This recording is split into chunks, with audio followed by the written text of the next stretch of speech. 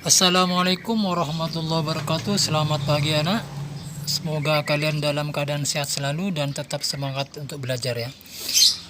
Untuk materi hari ini kita akan belajar tentang ondege besar.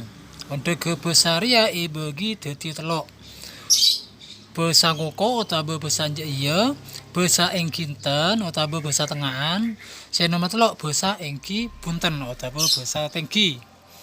Contohnya besa iya, contohnya sengko entara ka pasar. Biasanya besa iya ria yang kui antara nak kanak bi nak kanak atau anak muda pada anak muda.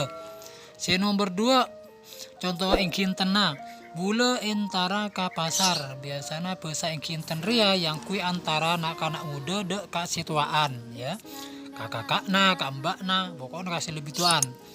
Saya nomor telok besa engki punten.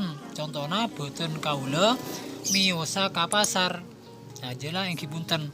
Biasanya yang kui dek ka orang saya lebih tengki derajat ka kiai, ka guru, ka mbah, bara agung ya, agung potre atau agung potra. Nah ruah biasanya yang kui besa engki punten ya.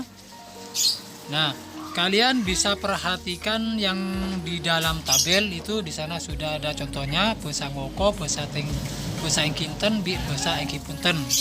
Sedangkan tugas kalian yaitu cuma merubah ya, merubah obe ka besa iya, besa ka obe ka besa engkinten otabe obe dek besa engki punten ya.